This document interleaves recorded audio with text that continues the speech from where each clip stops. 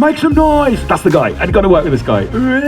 You can see and hear everything. That's incredible and slightly erotic at the same time.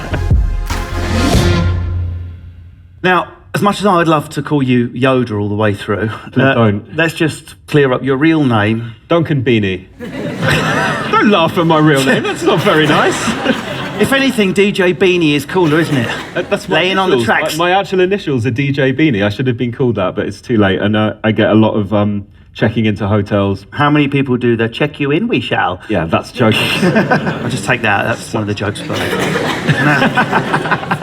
So how's life for you right now? Good. Given that you're touring, I'm guessing it reflects elements of mine. It's mixture. It's like being a stand-up comedian. It's the same job. I've got all these different shows that I do and different kinds of shows that I do. So I'm just basically just a sponge for media. Anything that I'm watching or listening to, my ear is kind of half tuned for samples. As soon as someone says something or there's a sound that I like. If a doorbell rings at your apartment and it goes boop, boop, boop, boop, and you're like, oh my God, that makes such a track. You're like sampling the doorbell. I've sampled the sound of a lift that I was in Nottingham the other week, and I've used it in a track, reversed the sound of it because it sounded all clanky and metallic. What happens when you a day off? Do you just wake up in the middle of the night and go, make some noise? Sorry.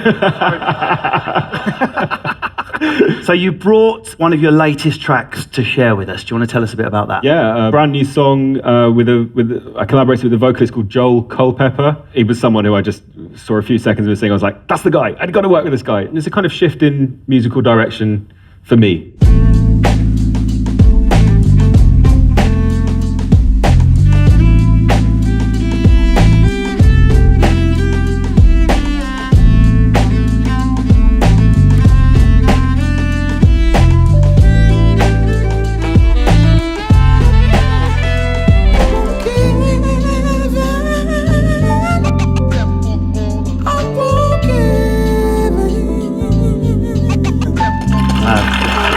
Stunning.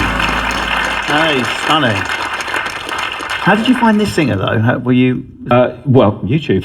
I mean, so you were just trawling through YouTube. Well, for all my production work now, the best stuff comes out of collaboration. You know, I love just finding the cello player in that video. Yeah. Even the guy that did drums on that track. You know, that guy Joel Culpepper, he had this video called Woman. And I swear, like maybe 15, 20 seconds into the video, I was like, I have to work with this guy. This is the guy. This is the guy. So do you go for his agent, or do you just leave a comment under the video? Contact me, bro. Collab. I mean, you're joking, but yeah. So I think your next video really explains some of your early influences into DJing. Yeah, it's a DJ called Ron G. The names were more normal back then. I remember when I first went clubbing, I was into house music, and it was like Dave Smith on the decks. So nice, wasn't it? And then you came along, I'm Yoda, bitches. Game changer. Ron G was like this mixtape DJ from New York, and he was really the first hip-hop DJ to not play hip-hop or to not play rap. So he would make these tapes with a lot of R&B and soul, and that to me was like, oh wow, so you can use this kind of like hip-hop style of DJing, but you're not limited to rap music. You can play anything that you can think of. So that's like a really important thing in the kind of the way that I've developed myself. We got Kid Capri right here. Just check out my man Ron. 3 turntables. So what's he doing now? He's keeping the speed of the record going right there? Pitch of the record. He has the pitch of the record going at the same speed as that one. So is he listening to these two while he's doing this?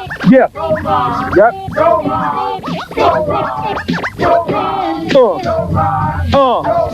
Yeah. Yeah. Yeah. He right here. Yo MTV Rap.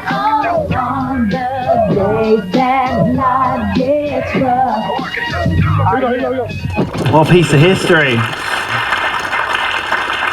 So I love technology. I'm a technology junkie, but it has changed the game for DJing. Or do you think this is back on the rise now, this analog? When I started off, it was 2 turntables, records, and then weirdly, I'm using the most up-to-date technology now, but the setup that's in front of me when I DJ is 2 turntables and a mixer. There's a laptop on the side, and that's the trick. But I'm mixing and scratching video and audio with exactly the same setup that guy's using back there in the early 90s. So it's really clever, but the thing that I love is it can look so, the aesthetic of it is still so kind of true to the art form. You must hunt differently now for samples and music, right? So differently. I mean, when I started, DJing and started traveling the world, it was all about finding record shops in the obscure cities that I was in. And sometimes I'd travel outside of a weird town in Spain just to get to a record shop and get in the basement and flicking through vinyl, and then traveling to all my gigs with crates full of records. Then when the first video DJing came in, it was via DVD. So I had these two kind of DVD players that I would scratch with. So I started digging for DVDs. And then YouTube came along and suddenly everything's there. You know, that's my digging now. My digging is going on YouTube and finding my music and video that way. And it's richer and deep because you can go anywhere everything. Culturally, right? You can see and hear everything. Instead of watching a film, I'll just be like, okay, let's check out some, I don't know, like Peruvian flute music from the 70s or whatever it is, and you end up somewhere interesting, yeah. So next up is the inspiration section, something that has really influenced your work. And your next video is this awesome mashup. Yeah, one of the kind of aesthetics that I'm really into, as well as old hip hop, is old computer games. I've got this theory that whatever you were into when you were about 14 years old just sticks Dungeons for and life. Dragons. Yeah. Dungeons and Dragons in your case. Well, the crazy thing is, I was born 77, and that's the year that these things started. Computer games, hip hop, Star Wars. All those things began that year. So I kind of grew up with them and aged with them. But there was this golden era of all of that stuff when I was young, I think.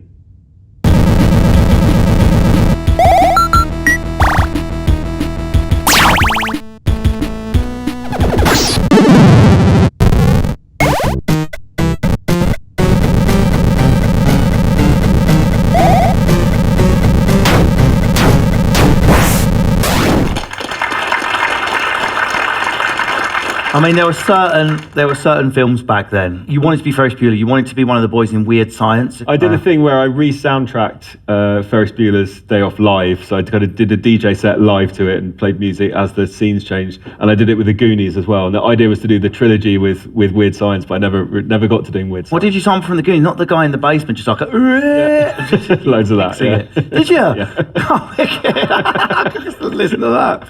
Now, that's from a channel called Cineflix. It has 3 million subscribers. It's full of interesting stuff for film fans. And there's loads of like 8-bit mashups on there. But you're a movie buff, aren't you? You must lose hours and hours then looking at behind the scenes content. Yeah, I mean, it's just finding interesting stuff and then marrying video to audio. So sometimes I find a song first and think, oh, what video is going to work well with that? Sometimes it'll be the other way around. It's like a jigsaw. All right, for the next section, we've asked you to share something that you wish you'd made yourself. Where are you taking us next? I wanted to somehow kind of include David Lynch and hopefully Twin Peaks into my YouTube journey, because Twin Peaks itself is probably as important to me as hip hop. There's so much music in those Twin Peaks programs. And then if you discover all the artists that are on that and the other stuff that they've done, and then the other stuff that David Lynch has done, all the actors they're in it have done, and there's just something, to me, that's just the perfect program.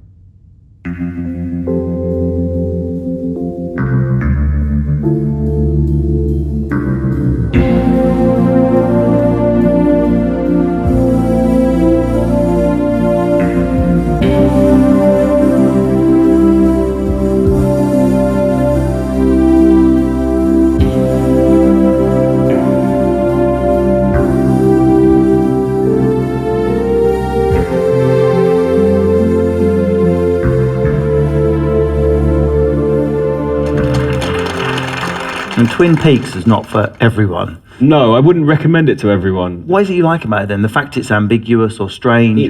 It doesn't fit within one genre. It's like hip hop for me. Right. There's everything in it. There's soap opera, there's horror, there's, he's taken from everything that he likes and he's thrown it all in there and made something completely unique. So we've definitely established you are a genuine YouTube connoisseur. So I want you to bring us right up to date now with something you've unearthed recently. Something you think we should be keeping an eye on in the future? Yeah, for this I just wanted to show a little bit of a saxophonist that I've been working with on this new album called Nubya, Garcia.